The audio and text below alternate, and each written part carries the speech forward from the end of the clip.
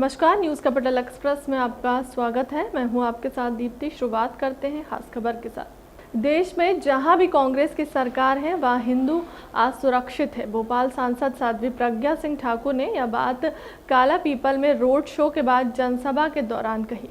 सांसद ने कहा कि दिल आसान सरकार की कम के कारण कन्हैया की तालिबान अंदाज में हत्या हुई है। राजस्थान की कांग्रेस सरकार को नैतिकता के आधार पर इस्तीफा देना चाहिए। मुझसे कहते थे ये आतंकवादी है, भगवा आतंकवादी है, हिंदू हर हिंदू उनके लिए आतंकवादी होता है, कांग्रेसियों के लिए। तो मैं कहती हूँ जरा सा भी ईमानदारी से हिंदू का खून जिसमें है वो कांग्रेस में तो नहीं रहेगा और रहना भी नहीं चाहिए। जिसने हमारे पूर्वजों को गाली दी, हिंदुत्व को अपमानित किया, ऐसे लोग अंश मात्र भी अगर ईमानदारी का, हिंदुत्व का रक्त है, हिंदुत्व का जीन्स है, उसको कांग्रेस से हट जाना चाहिए। ओवैसी स्वयं सांप्रदायिक व्यक्ति है। वो विधर्मियों की मानसिकता रख करके उनको प्रश्रय देता है। वो उसकी बात को मैं किसी प्रकार का शब्द या अर्थ उसका मानती ही नहीं हूँ और ना मैं उसको कुछ मानती हूँ, इसलिए उसका कोई अर्थ नहीं है। उदयपुर की घटना के बाद मध्य प्रदेश की सरकार को किस तरह से अलर्ट मोड पे होना चाहिए, क्योंकि आपको भी धमकी मिली, वो आरोपी भी पकड़ा नहीं गया। देखिए, धमकी हमें देने वाले देते रहते हैं। हो सकता है क्रांतिकारियों के जीवन में कभी भी किसी गोली पे, किसी और हथियार पे या कहीं भी नाम लिखा रहता, मैं उससे डरती नहीं हूँ। हाँ, लेकिन जब तक हूँ तब तक इन विधर्मियों को सहन नहीं करूंगी, उनका जवाब देती रहूंगी। और माननीय अमित शाह जी के गृह मंत्रित्व काल में किसी को चिंता करने की जरूरत नहीं है, परंतु जहां जहां कांग्रेस का शासन है वहां हिंदू असुरक्षित है। इसलिए कांग्रेस को समाप्त करने का बीड़ा उठाया है और उस बीड़ा उठा करके उस संकल्प को पूरा करने का समय हिंदू समाज का आ चुका है। अग्निपथ को हम समझा क्यों नहीं पाया, आखिर क्यों युवाओं ने इतना विरोध किया? युवाओं ने विरोध नहीं किया।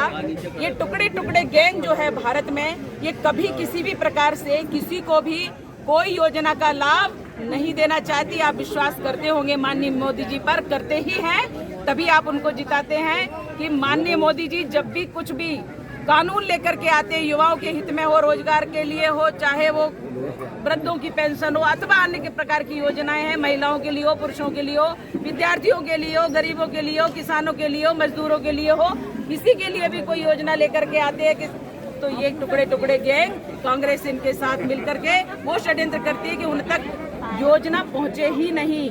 ये जो योजना है अग्निपथ, ये वास्तव में देशभक्त खड़े करने की योजना है। हर व्यक्ति यहाँ ट्रेंड होगा, हर व्यक्ति यहाँ मजबूत होगा, हर व्यक्ति यहाँ राष्ट्र की रक्षा के लिए तैयार होगा। और जो राष्ट्र की रक्षा का भार अपने कंधों पर लेते हैं वो वास्तव में ये सोचते हैं कि ये नौकरी नहीं करना मुझे, ये तो हम यहाँ ट्रेनिंग लेकर के देश की सेवा करने के लिए तैयार हो रहे हैं। आपने देखा होगा एक छोटा सा देश है, लेकिन वो देश में हर व्यक्ति सैनिक है।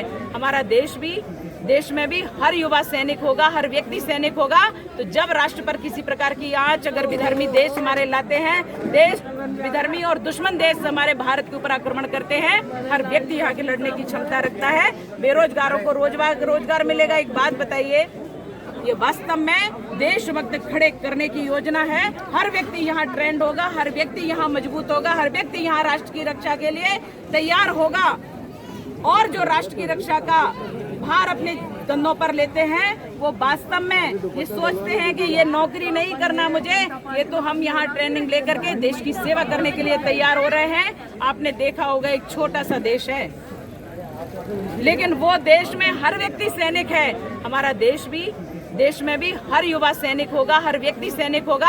तो जब राष्ट्र पर किसी प्रकार की आंच अगर विधर्मी देश हमारे लाते हैं, देश विधर्मी और दुश्मन देश हमारे भारत के ऊपर आक्रमण करते हैं, हर व्यक्ति यहाँ के लड़ने की क्षमता रखता है।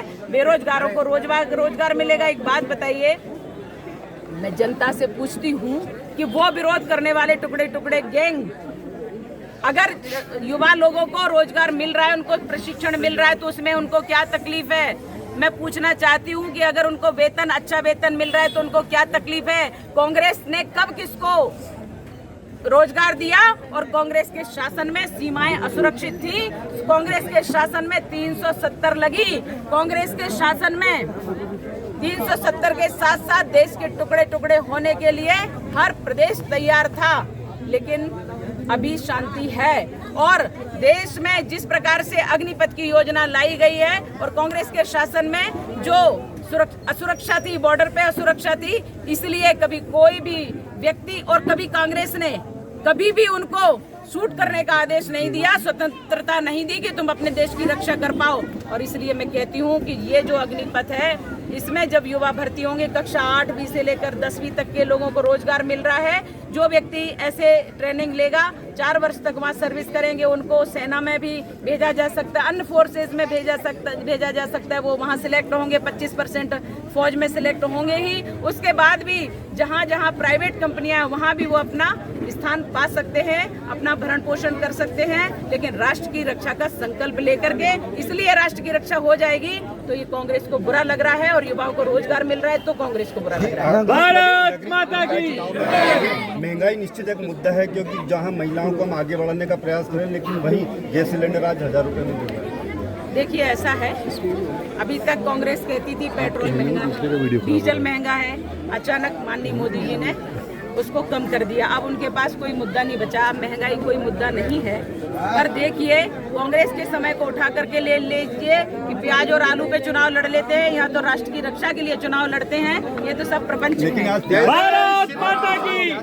भारत